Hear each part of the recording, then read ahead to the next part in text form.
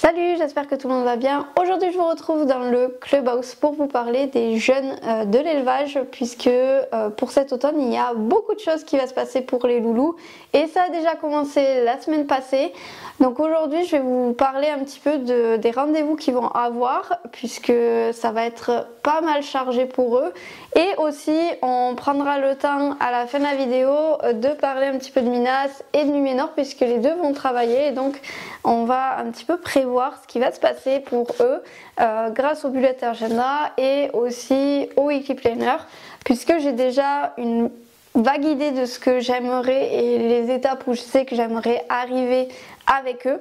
Donc on le marquera ensemble tout à l'heure. Avant d'aller plus loin, pour ce qui concerne d'Onyx, je n'en parlerai pas dans cette vidéo puisqu'il n'est pas ici, donc il n'a pas le même programme, les mêmes choses qui vont se passer pour le loulou, c'est normal. Il n'arrivera en plus que début d'hiver, donc c'est entre le normalement Noël et le jour de l'an qui devrait arriver.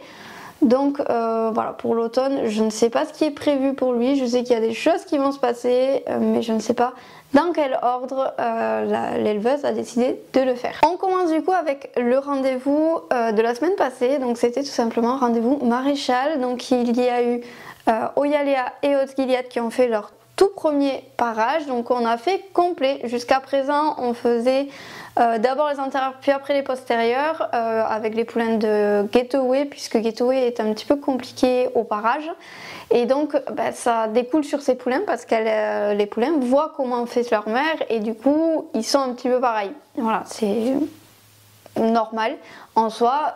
Et pour Haute-Gilead et Oyalea, la différence c'est que autant Aloha que Erebor, dans tout ce qui est parage, prise des pieds, le fait de curer, le fait de brosser et tout, elles ne bougent strictement pas. Donc les poulains ne bougent strictement pas et on a pu faire les 4 pieds, donc parage complet pour les loulous. Oyalea a pu voir aussi le trépied. Pour Haute-Gilead, on ne l'a pas fait. Alors c'est pas qu'on ne voulait pas, c'est qu'on ne pouvait pas puisque le loulou est trop petit et donc ça lui levait en fait l'intérieur un peu trop haut. Donc on lui a mis une fois et après elle a enlevé la maréchale pour lui faire en lui tenant sur sa cuisse à elle. Donc en soi, il a vu le mouvement, il a déjà vu le trépied. Mais on n'a pas paré sur le trépied puisque clairement on ne pouvait pas, sinon ça allait être trop contraignant pour lui. Donc ça s'est super bien passé, les deux ont de super sabots, super aplomb aussi. Donc prochain rendez-vous maréchal dans 10 semaines, donc ce sera début décembre, donc voilà, à l'approche de l'hiver. Je fais toutes les 10 semaines tout simplement parce que c'est comme ça que sont réglés mes chevaux. Ils sont réglés 7 semaines pour Paloma. Et donc sur les 7 semaines, en fait, j'alterne entre les chettes et les doubles, c'est-à-dire qu'il voit toutes les 14 en fait, semaines pour un parage et ça convient à tout le monde. Il y a de temps en temps où ils sont un peu longs, mais c'est vraiment rare les moments où ça arrive. Et ensuite, j'ai en fait Vivi qui ne passe pas sur 14 et qui ne passe pas sur 7. Donc on a mis sur 10 semaines pour être un petit peu au milieu en fait et couper un petit peu la poire en deux et ça lui va très bien. Et donc sur ces 10 semaines j'ai mis en même temps Erebor parce que pareil toutes les 7 voilà, il n'y a pas forcément besoin, toutes les 14 ça fait un peu long et toutes les 10 c'est plutôt pas mal pour la louloute. Et en même temps on fait les jeunes parce que comme ça fait des rendez-vous un peu plus réguliers mais pas trop non plus et je trouve que c'est plutôt pas mal pour eux. Donc en parlant de jeunes, Numénor aussi a vu la maréchale et pour lui ça a été très compliqué. Alors Numénor c'est pas la première fois qu'il la voit puisqu'il a déjà été paré tout l'an dernier. Donc il a déjà tout vu, il sait faire tous les gestes, utiliser le trépied, mettre le sabot entre les jambes de la maréchale aussi, voilà pour qu'elle puisse parer avec ses deux mains. Et il a commencé au parage avant, donc il y a du coup 11 semaines, à bouger. Voilà, il bougeait mais pas méchant, il a un petit peu essayé de retirer le pied mais ça restait très gentil et pas souvent. Et on a fait le parage plutôt pas mal, sauf que ce coup-ci, rien à faire. Donc je pense clairement que le changement de pré n'a pas du tout aidé Numénor. Il a pris le dessus sur beaucoup d'adultes et beaucoup d'adultes ont décidé un peu de faire genre ouais bon il est jeune et puis basta quoi.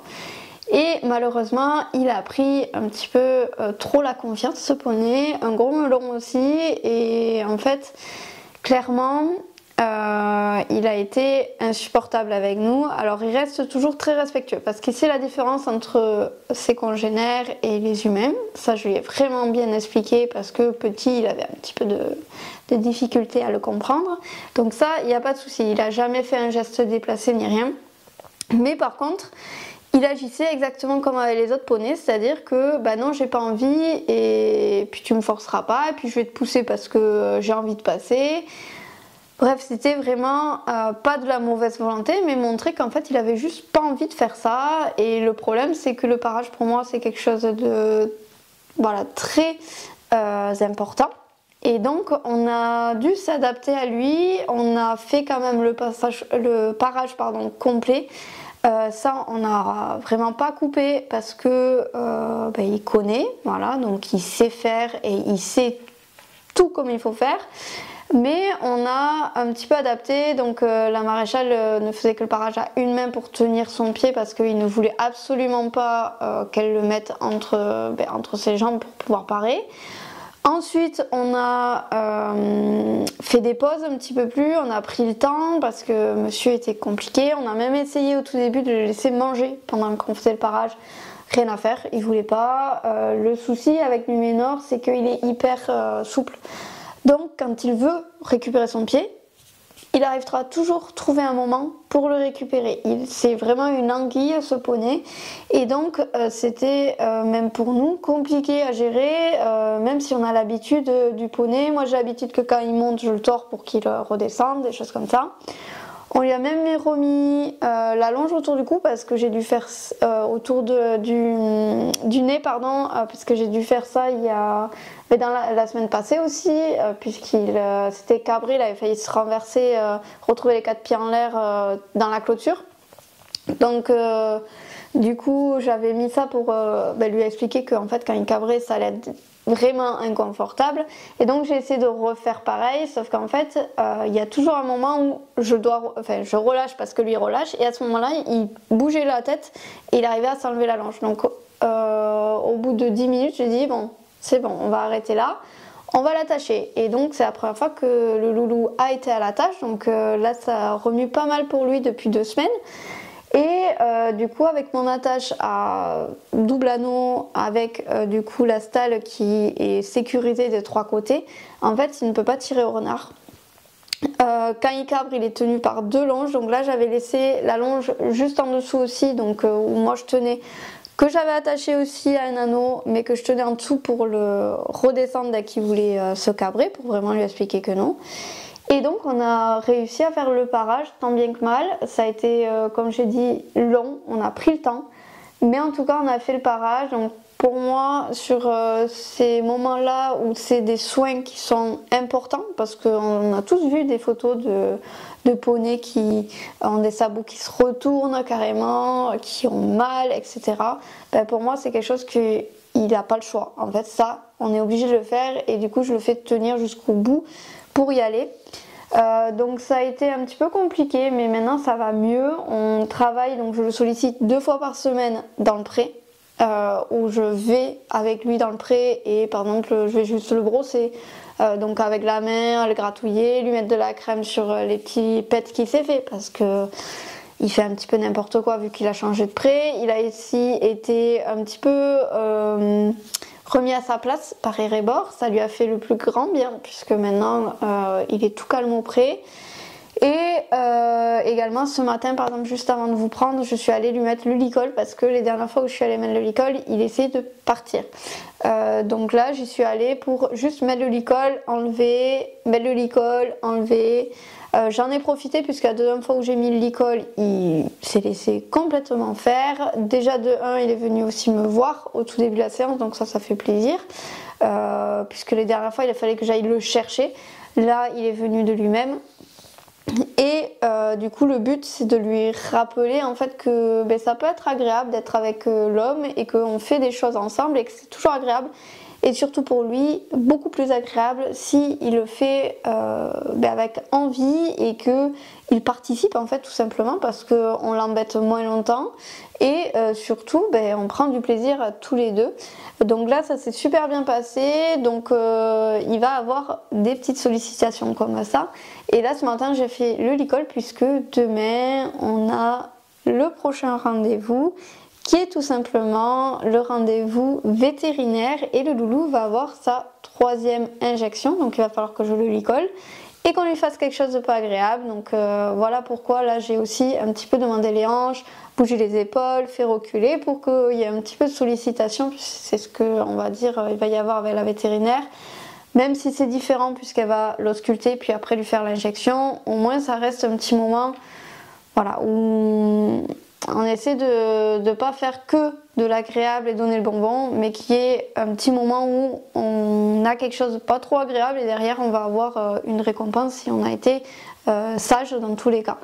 Donc voilà pour Numénor, voilà pourquoi aujourd'hui j'ai fait ça. Demain ce sera sa 2e sollicitation, donc je ne le retravaillerai pas dans le pré.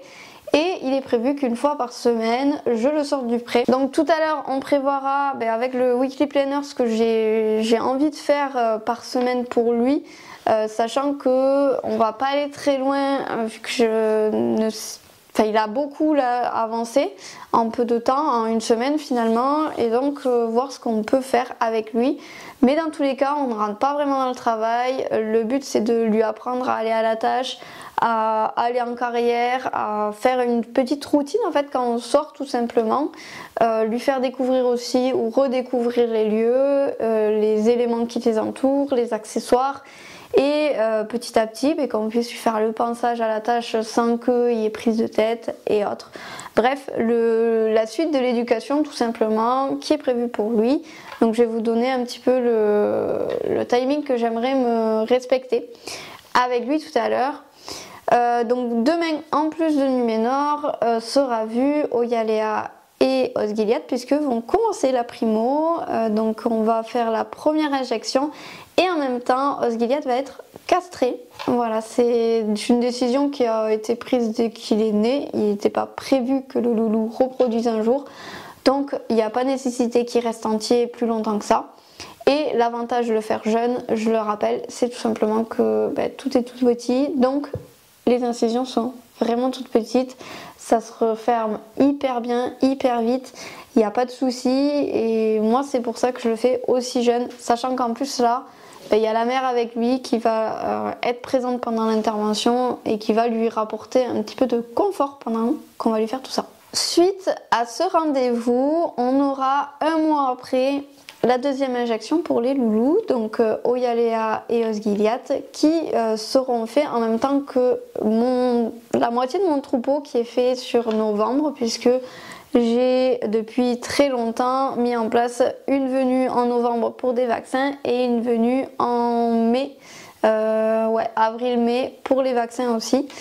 Comme ça fait venir au minimum 2 fois par an la vétérinaire quand il n'y a pas de reproduction et autres. Donc ce 2e rendez-vous sera pris début novembre et normalement on ne reverra pas la vétérinaire avant le début de la saison de reproduction, si tout se passe bien. Dernier rendez-vous, donc vont avoir les loulous qui est différent puisque la maréchale reviendra comme je vous l'ai dit début décembre.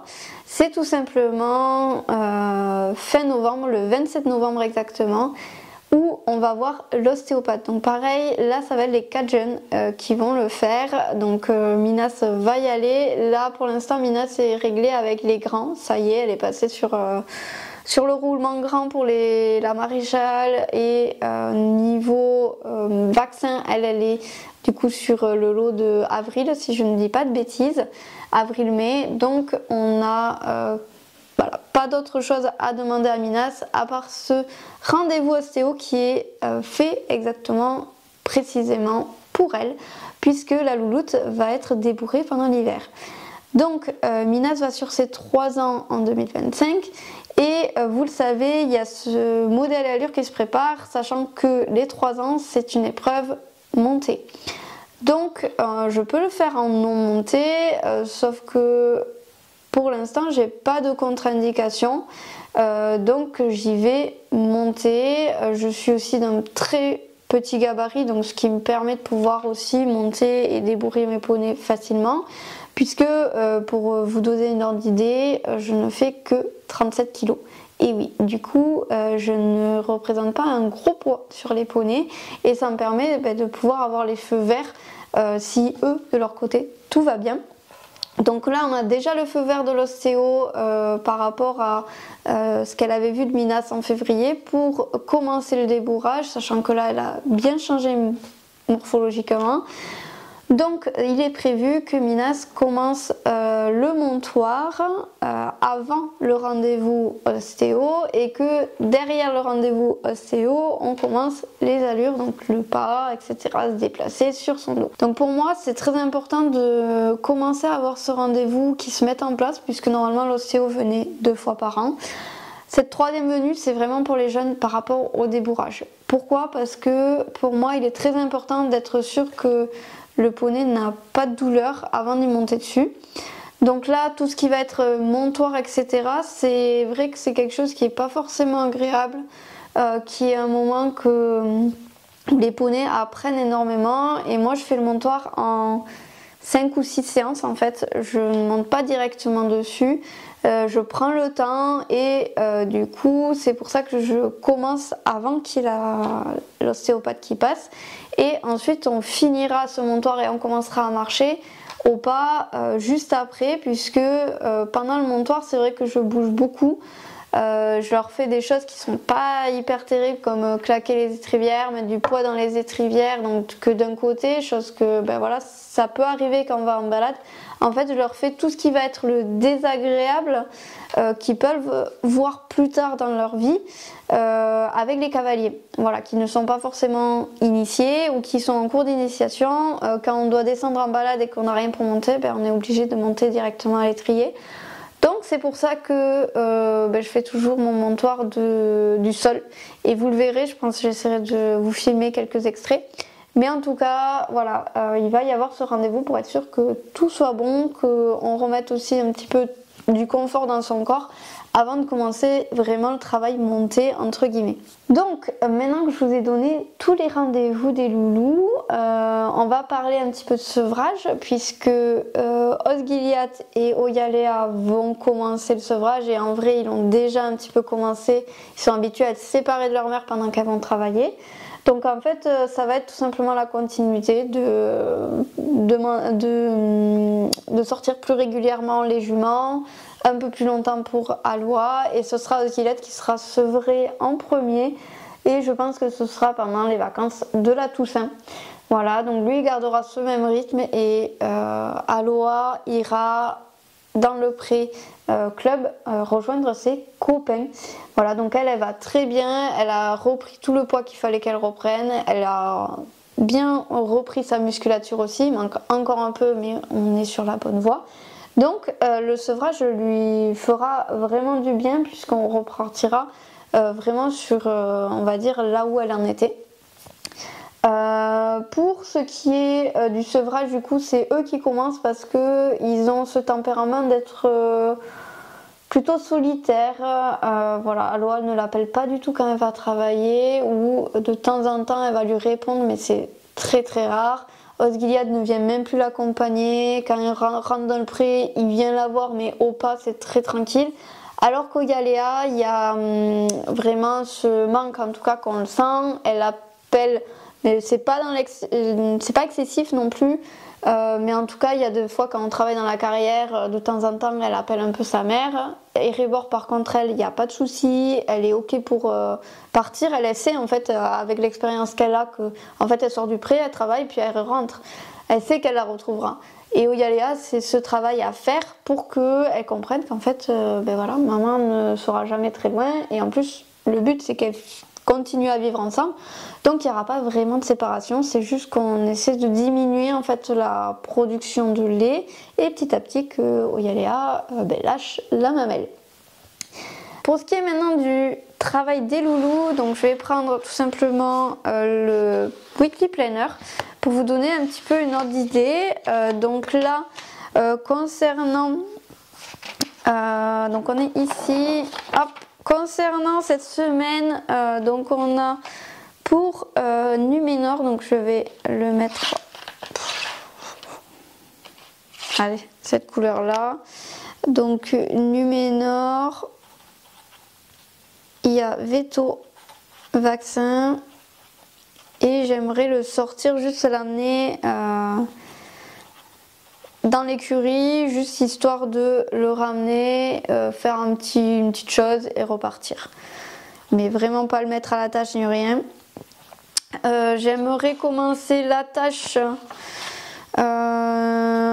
sur la dernière semaine avant les vacances pour Numénor.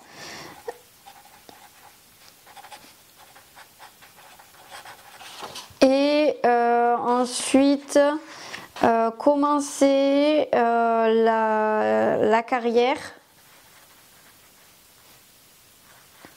après les vacances de la Toussaint. Voilà, donc en soi, une fois que j'aurai tout ça, en fait il va y avoir une sorte de petite routine de travail qui va se mettre en place pour lui. Et comme ça, je vais pouvoir en fait le faire se retrouver dans le temps. Il va savoir que quand il sort, on va d'abord dans l'écurie, puis après on va dans la carrière, on retourne dans l'écurie, puis on reva vers les copains. Donc au début, ça va être très court les temps. Et petit à petit, en fait, je vais rallonger. Je vais faire exactement comme j'ai fait avec Minas. Et j'aimerais commencer le travail entre guillemets, la longe, etc. Parce qu'au début, on fera que du travail à pied en carrière, à savoir voilà, lui apprendre à reculer, à passer des barres, des choses comme ça, du stick to me en fait. Et j'aimerais commencer la longe du coup avant les vacances de Noël, donc vraiment la semaine avant, pour pouvoir un petit peu le faire pendant les vacances de Noël et initier en fait un petit peu ce travail là qui va être différent. Donc voilà pour lui. Donc en soi ça va être vraiment très tranquille, comme je vous dis, je le sors une fois par semaine pour lui faire tout ça, donc vraiment ça va prendre le temps qu'il faudra, mais je pense que ça, une fois que je l'aurai sollicité un petit peu et qu'il va y prendre goût, c'est un poney qui va se donner à 100% et ça sera très très agréable. Pour ce qui est de Minas, alors je vais vous donner des grandes étapes qui vont se passer pour son débourrage. Donc Minas, là on va travailler tout à l'heure avec le surfé, puisque ça elle connaît depuis très longtemps. J'aimerais commencer la selle la semaine prochaine, donc la semaine du 7, ouais c'est ça, la semaine du 7 octobre, pour un petit peu lui changer en fait de matériel sur le dos. J'aimerais du coup après laisser les étriers sur la dernière semaine des vacances. Donc Minas, étrier à la selle.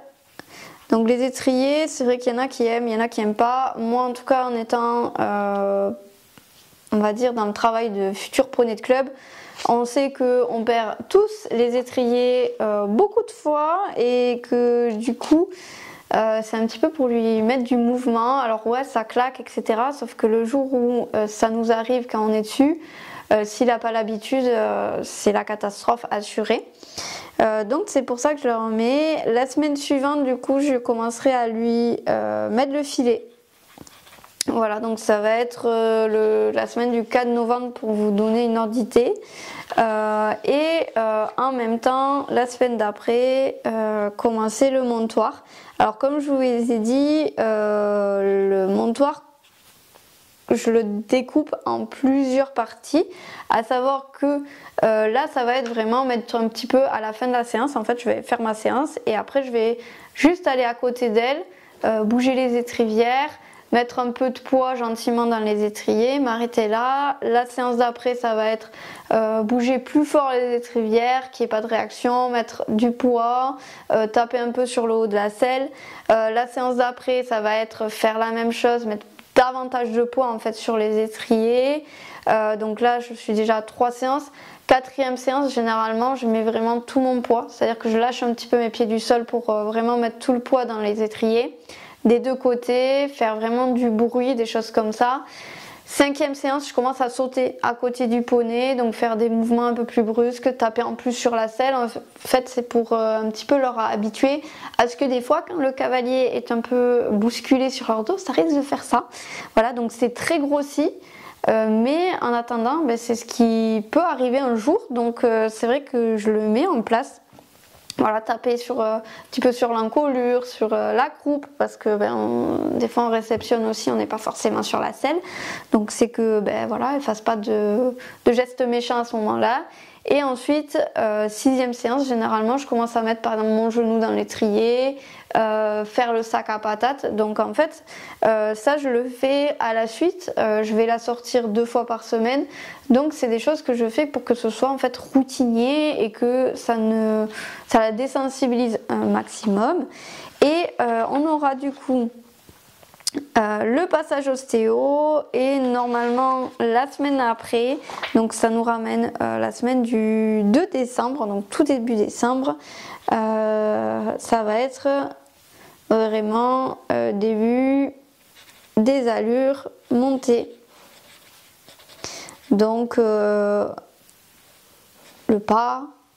Voilà, je travaille beaucoup au pas, faire tout ce qui est arrêt et tout. Et donc c'est comme ça que voilà, je prévois de faire en tout cas.